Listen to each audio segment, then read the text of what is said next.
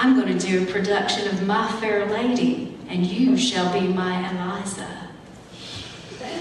Fabulous. He wore a beret, kind of cocked to the side, which I thought was fabulous. Oh, and he once lived in Paris, France, not Texas. In fact, sometimes he would speak French. He'd say, "Hello, Rhonda Faye, comment allez-vous?" I didn't speak a lick of French, but I listened to the radio a lot, and I once really embarrassed him by saying, "Hi, Mr. Martha, comment allez, no, voulez-vous coucher avec moi?" Mr. Martha loved show business and all things show business related, which is why he came with us when we all went to the big National Beauty Convention at the Fairmont Hotel. They have these beauty conventions every year, and I loved them because they were sort of like trick-or-treating for beauty supplies. They would set up booth after booth after booth, and each booth would give you little samples. They'd give you a big plastic bag at the door, and each booth would have samples of new hair products and little sample shampoos and tiny lipsticks and teeny little nail polishes. To a little girl, it was heaven. And also they would demonstrate all the new styles and haircuts. But the coolest thing about the beauty shows was Mr. Ray. Mr. Ray was this celebrity hairstylist. He was like the Liberace of hairstyling. Total showbiz. He wore a fancy cape. He had a big swivel chair up on a platform in the middle of the room. And we had his books. We had his books at the beauty shop, demonstrating like all the elaborate fancy hairdos.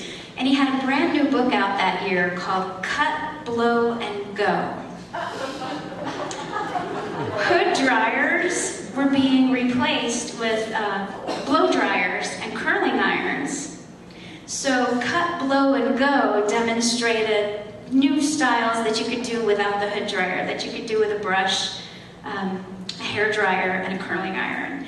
And Mr. Ray would have a model come up, he'd do some fabulous haircut, and then he'd do this sweeping motion and say, "That's it, ladies, just cut, blow, and go."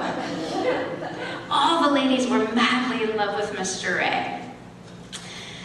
My mother signed me up to be a hair model for Mr. Ray, which to me was fabulous because I was going to be a model. Of course, I didn't know all you had to do was like sign up and be willing to get an experimental haircut, which is what happened. I got up on the platform. Mr. Ray had his own theme music. It was like, dun, dun, dun, dun, Mr. Ray. So I got to get on the big platform, and it was amazing. His production values were gorgeous, beautiful lighting and the theme song, and he put me in his chair, and he put a cape on me, and he gave me this hairdo he called the Page Boy Flip, which was a total Page Boy flop. Hideous, horrible, horrible haircut, and I was devastated. I didn't have much going for me. I did not need a Page Boy flop. I was trying so hard not to cry, and I think Mr. Ray knew that I hated it. He was like, "Do you like your haircut?" And I was like, "Yes, sir. I love it. I love it." I guess he felt horrible because he offered to take us all out to dinner after the beauty convention, which was a big deal because in our little world, Mr. Ray was a huge celebrity. And he took us to this fancy restaurant called the Trail Dust, where before we got out of the car in the parking lot, he changed ties, and he put on this big tacky tie because part of their shtick is that they cut your tie off and like staple it to the wall or nail it to the wall or whatever. So, but he paid for this amazing dinner, and he was funny and charming and handsome, and he smelled good, and of course Mr. Martha and I were hanging on his every word because he was so showbiz. It was fabulous. Well, about 3 days later, Miss Martha was sick at work. It was when she was doing the diarrhea diet, and it was working, and she had diarrhea, so she went home at lunchtime. She said she walked into her kitchen. She came in through the garage, walked into the kitchen, and when she dropped her purse on the table, she said it was the strangest thing. She said it looked like Jack had spilled the salt but instead of cleaning it up, he put it in little lines.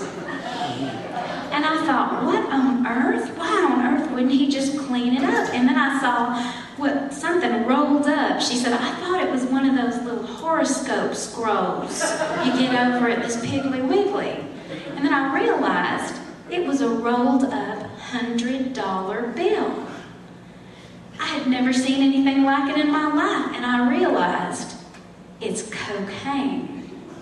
Somebody is in my house. Then I heard voices at the back of the house. She said, I took my gun out of my purse.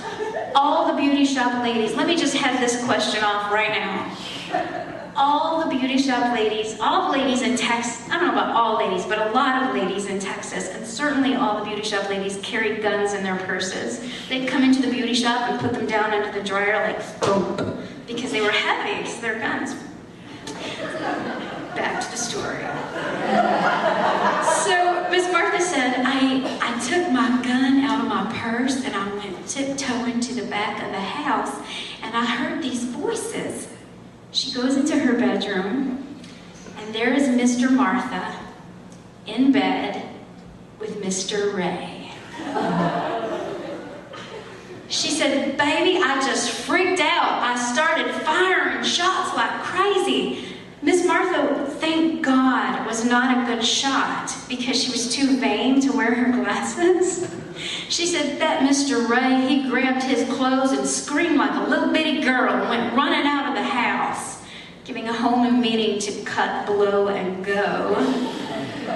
She said she fired 2 shots at Mr. Ray, turned around and fired 1 shot at Mr. Martha. She missed Mr. Ray completely, thank God, but she did graze Mr. Martha in the side, which meant, of course, that Mr. Martha had to go to the hospital, which meant, of course, that the crime was reported.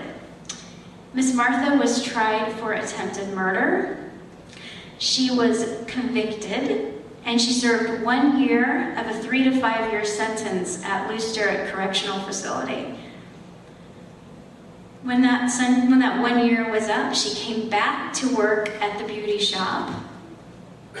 Now she was the big celebrity to us.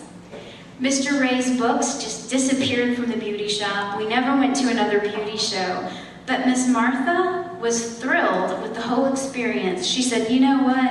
I have no regrets. She said, you know what? What I learned in prison is the secret. She lost 100 pounds in that year in prison. And she said the secret is portion control. She said the food was great. They had these little TV dinners. One of them had cinnamon apples. It was all good, but just little bitty portions. The secret is portion control. So after that, Miss Martha ate all her food on little tiny doll dishes, which I thought was fabulous, and I did too. We'd hold up our tiny little cups and toast each other. She'd say, here's to Jack. Shooting him was the best thing I ever did in my life, because I went to prison fat and I came back thin.